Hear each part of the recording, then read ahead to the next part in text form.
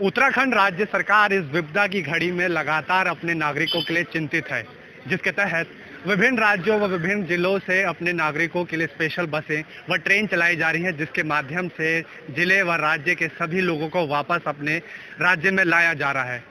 जिसके तहत अन्य जिलों के लोग भी जो देहरादून राजधानी में फंसे हुए हैं, उनको उनके जिले में भेजा जा रहा है ई पास जनरेट करके। इस समय हम मौजूद हैं तहसील देहरादून में, जहां लगातार लोगों की लाइन जुटी हुई है, जिनको इमरजेंसी है ई पास जनरेट कराना है।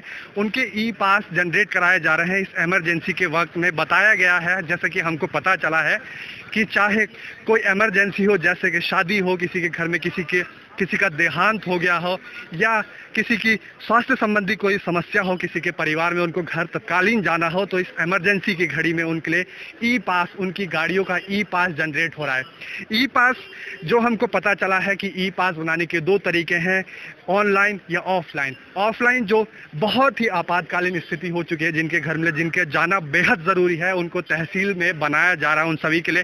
साथ में अगर आपको भी अपने घर जाना है या कोई बहुत ही आपातकालीन स्थिति है घर जाने के लिए, तो आप भी घर बैठे यहाँ पे, जैसे कि बता दूं, यहाँ पे ये वेबसाइट बताई गई है dehradun.nic.in।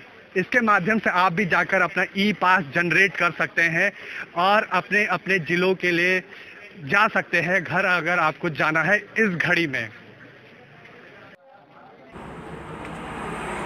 तहसील देहरादून में लगातार हमें आज लोगों की अपने अपने गृह जिलों में जाने के लिए आवाजाही दिखी, जो कि बताने पर पता चला कि अब भीड़ लगातार कुछ दिनों से यहाँ बन रही है। तो वहीं दूसरी तरफ पुलिस बल के कुछ लोग हमें लगातार लोगों को सोशल डिस्टेंसिंग समझाते हुए दिखे। आपको बता दें, जो लोग उत्तराखंड व अन्य राज्यों के लोग राजधानी देहरादून में फंसे हुए हैं और अपने राज्यों व जिलों को जाना चाहते हैं, उनके लिए सरकार ने ई पास की व्यवस्था की है, जो कि आमजन की सुविधा के लिए वेबसाइट dehradun.nic.in बनाई गई है, जिसमें रजिस्ट्रेशन कर आप भी अपने वाहनों को राज्य की वेबसाइट में अंकित कर अपने अपने घरों को लौट सकते हैं।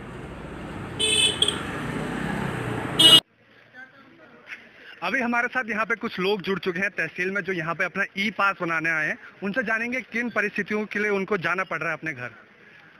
है जी, मेरे मामा जी की डेथ हुई है और मेरे को वहाँ जाना है मेरी मम्मी को लेकर, तो पास के लिए आया हूँ। बहुत देर से खड़ा हूँ यहाँ सुबह से। तो ये आपको पता नहीं कि ऑनलाइन भी बन रही है इसकी? तो ये ऑनलाइन के लिए अप्लाई करने की कोशिश कर रहा हूँ, तो ये कह रहे हैं कि वहाँ से लिखवा के मंगवाओ। अच्छा, तो लिख के मंगवाएंगे तब भी होगा, ये हो पाएगा।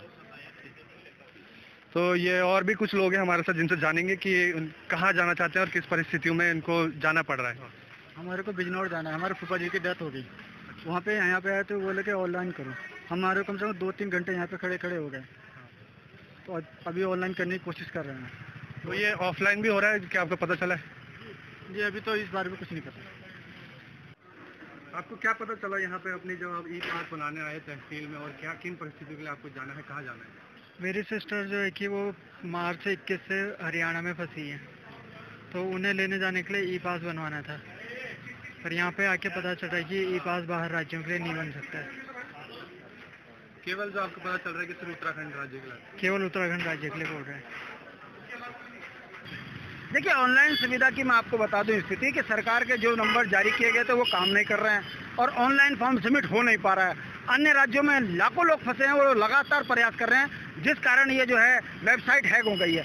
दूसरी ओर जो तहसील के अंदर लोग फॉर्म भरने आ रहे हैं, वहाँ आप देख सकते हो कितनी अफरा तफरी मची है, लॉकडाउन की धज्जियां उड़ी हुई हैं। वहाँ पर भी फॉर्म सबमिट करने में दिक्कत हो रही है। बताने के लिए काफ़ी है कि पुलिस उस व्यवस्था को कंट्रोल करे या फिर शराब के ठेकों में लगी हुई लाइन को कंट्रोल करे। मुख्यमंत्री का जो कार्यशैली है वो जनता के बीच में सवाल खड़ा कर रही है, और देखने के लिए ये काफ़ी है कि उत्तराखंड में इस समय इस संकट की महामारी में सरकार फेल नजर आ रही है और मुख्यमंत्री मस्त हैं, जनता त्रस्त है। उत्तराखंड सरकार और हमारे प्रदेश के माननीय मुख्यमंत्री त्रिवेंद्र सिंह रावत जी के प्रयासों से अब तक लगभग 7400 लोग घर आ चुके हैं और लगभग 1,65,000 लोगों ने आज तक रजिस्ट्रेशन करवाया, जो विभिन्न प्रांतों में हैं और जो अलग अलग जगह पर जो यहाँ के प्रवासी हैं उत्तराखंडी, जो अलग अलग स्थानों पर हैं।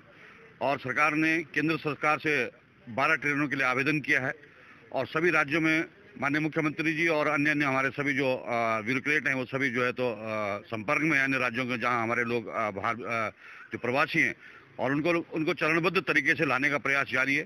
और सभी जितने भी हैं उनके लिए उनको उत्तराखंड सरकार अपने व्यवहार पर ही सबको लाएगी।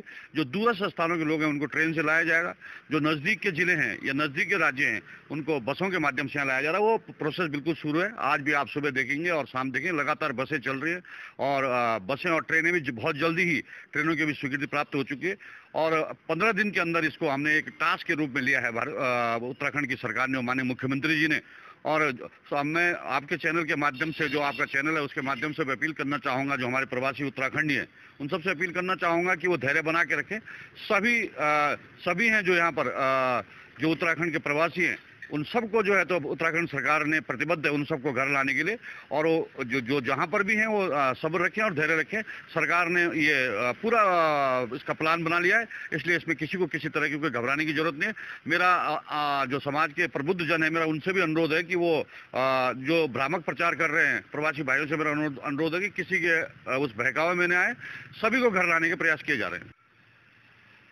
तो राज्य के नागरिकों को अन्य राज्यों से लाने के मामले में जहां एक तरफ राज्य की विपक्ष मुख्य पार्टी यूकेडी लगातार सवालों के बौछार कर रही है राज्य की सरकार पर कि राज्य की सरकार लगातार विफल हो रही है राज्य के नागरिकों को वापस अपने राज्य उत्तराखंड लाने के लिए, तो वहीं उत्तराखंड की राज्य सरकार बार बार अपने दावे कर रही है कि किस तरह वे बार बार अपने नागरिकों को लाने में सफल रही है, चाहे वो कोटा के विद्यार्थी हों, चाहे राज्य के अन्य नागरिक हो। अब तक जैसा दावा कर रही है कि 7,000 नागरिकों को अपने राज्य व अपने जिलों में पहुंचा भी दिया गया है।